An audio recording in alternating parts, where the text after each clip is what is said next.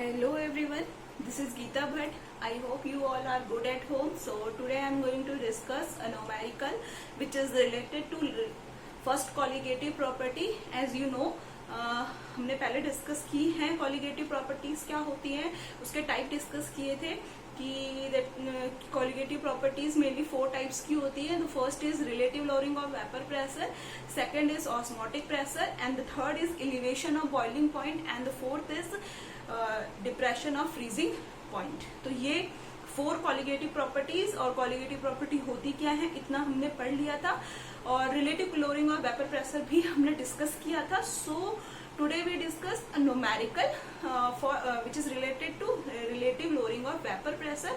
After that we will discuss osmotic pressure. This is second colligative property. So okay, now we start.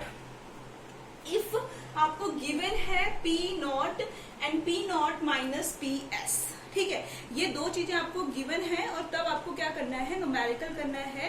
P not क्या होता है, पहले आप symbol यहीं से देख लें क्योंकि बार बार अगर हम लिखेंगे कि relative lowering of vapour pressure या वेपर प्रेशर ऑफ सॉल्यूशन तो काफी लेंदी हो जाता है. सो सिंबल आप याद रखें.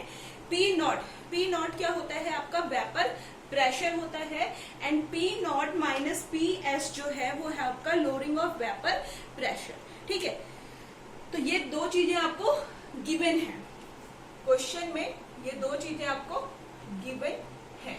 ठीक है, अब आपको कैलकुलेट क्या करना है, relative lowering of vapour pressure PS यानी कि vapour pressure of solution. Here S is stand for solution. Next is mole fraction. ये तीन चीजें आपको क्या करनी है, कैलकुलेट करनी है. तो first of all we will calculate relative lowering of vapour pressure.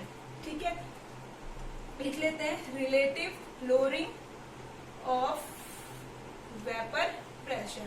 Short में लिख दिया relative lowering of vapour pressure. ठीक है, तो इसके लिए फॉर्मूला आपको पता है क्या होता है, P naught minus PS upon P not. अब देखो ये फॉर्मूला आपको तब पता चलेगा अगर आपने इससे पहले वाली वीडियो हमारी देखी होगी जहां पर हमने colligative property and relative lowering of vapour pressure को डिस्कस किया है. तो वहां से आप इस फॉर्मूले को, अगर आपने वीडियो देखी है तो आपको आई एम श्योर पता होगा. ठीक है, तो ये हो गया P naught minus PS upon P not. अब देखो क्या है, P नॉट माइनस PS आपको गिवन है, क्या दिया हुआ है 0.0614 क्वेश्चन में दिया है आपको. नाउ P नॉट कितना है आपका, P नॉट दिया है आपको 17.51. So we write here 17.51. ठीक है, सिंपल था. Relative lowering of vapour pressure निकालना कुछ टफ नहीं था, बहुत इजी था. जब आप इसे इससे डिवाइड करेंगे तो आंसर आ जाएगा 0.00351.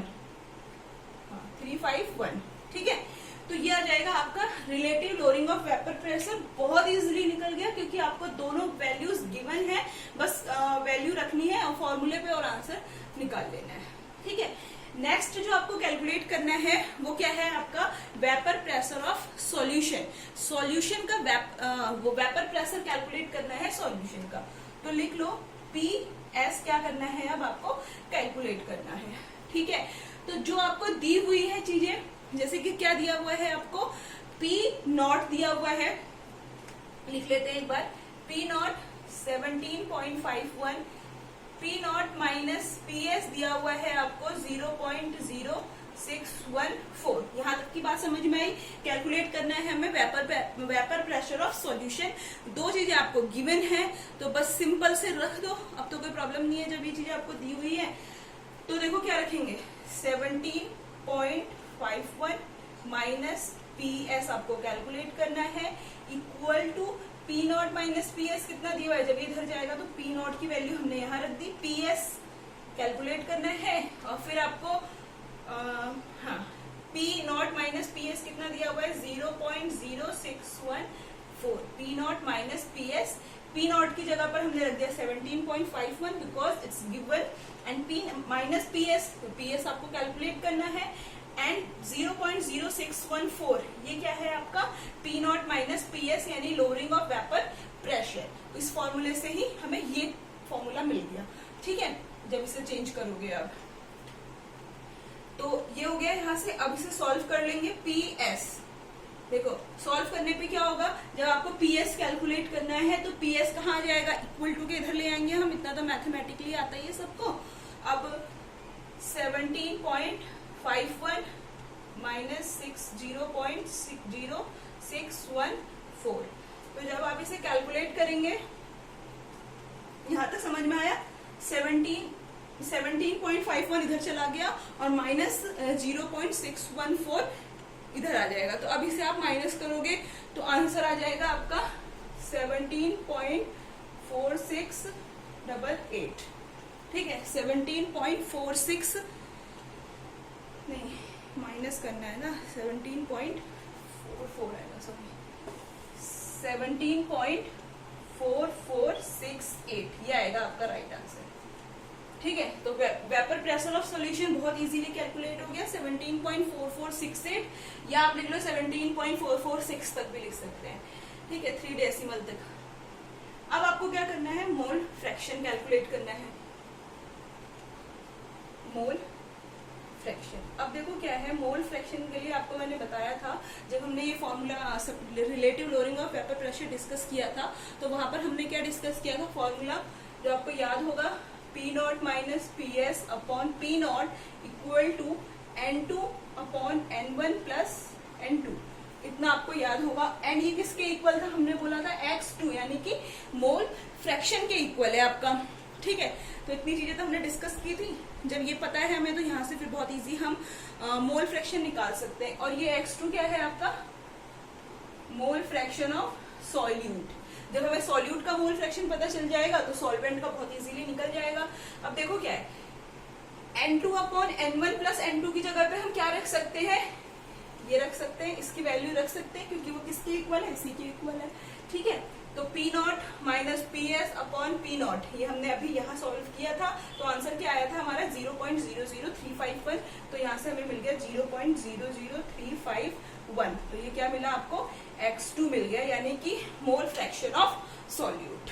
ठीक है, अब आपको क्या करना है, देखो मोल फ्रैक्शन ऑफ सॉल्वेंट हमें कैलकुलेट करना है। तो जब हमने मोल फ्रैक्शन डिस्कस किया था, जब स्टार्टिंग में ये चैप्टर, जब मोल फ्रैक्शन हमने डिस्कस किया था, तो वहां हमने बोला था कि जो टोटल सम होता है सभी मोल फ्रैक्शंस का, वो क्या होता है, 1 के इक्वल होता है। सो हम यहाँ पे क्या रख सकते हैं, X2 equal to 1 minus X1 रख सकते हैं। 1 क्यों लिया, क्योंकि हमने टोटल जो सम होता है वो किसके इक्वल होता है, 1 के। तो मोल फ्रैक्शन जब हमने पढ़ाया था तो वहां हमने ये डिस्कस की थी बात, आप देख सकते हैं प्रीवियस वीडियो मोल फ्रैक्शन की भी। ठीक है, अब देखो क्या है, अब तो सिंपल है, 1 माइनस X1 की जगह पे आप X1 निकालना है हमें। ठीक है, अच्छा X1 निकालना है ना, मोल फ्रैक्शन, तो X1 equal to 1 minus X2 हो जाएगा। तो 1 माइनस X2 कितना है, 0.00351। अब माइनस कर लो तो आपका आ जाएगा मोल fraction of solute, sorry solvent.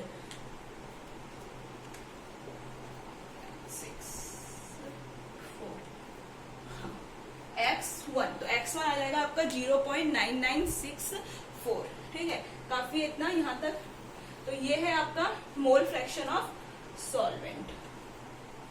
तो यही आपको कैलकुलेट करना था। इसमें देखने में तो ये न्यूमेरिकल आई एम श्योर कि आपको बड़ा ही लग रहा होगा, लेकिन इतना बड़ा नहीं है। यहाँ पे क्या करना था, देखो एक बार और डिस्कस कर लेते हैं। P नॉट और P नॉट एस दिया हुआ है, रिलेटिव लोअरिंग प्रेशर के लिए सिंपल सा फॉर्मूला है, वैल्यू रखो, पुट करके निकाल लो। PS निकालने के लिए आपको क्या करना था, and here PS is vapour pressure of solution. ठीक है, तो देखो P नॉट माइनस PS आपको गिवन था वैल्यू, फॉर्मूले को जब आप शिफ्ट करोगे तो आपको क्या मिलेगा, इस टाइप की एक इक्वेशन मिलेगी। P naught minus PS equal to, आपको क्या दिया हुआ है, P नॉट माइनस PS, तो ये क्या है आपका lowering of vapour pressure. P not की वैल्यू गिवन थी 17.51, PS आपको निकालना था तो आपने माइनस करके निकाल लिया। मोल फ्रैक्शन निकालने के लिए दो तो चीजें निकल गई, तीसरी आपको निकालनी है मोल फ्रैक्शन। तो मोल फ्रैक्शन के लिए फॉर्मूला ये relative lowering of vapour pressure से ही हमने निकाला था कि ये पूरा जो ये होती है वैल्यू किसके इक्वल है, N2 upon N1 plus N2, and N2 upon N1 plus N2 equal to क्या है आपका X2, and here X2 is the mole fraction of solute. ठीक है, तो X2 तो आपको कैलकुलेट करने की जरूरत ही नहीं है, क्योंकि ये चीज आप पहले ही निकाल चुके हैं। अब मोल फ्रैक्शन ऑफ सॉल्वेंट निकालोगे, सॉल्वेंट निकालने के लिए 1 से माइनस करेंगे x2 को, यानी सॉल्यूट को जो टोटल सम होता है वो 1 के इक्वल होता है, दैट्स वाई। तो 1 माइनस x2 की वैल्यू पुट करी and here x1 equal to आपका 0.9964।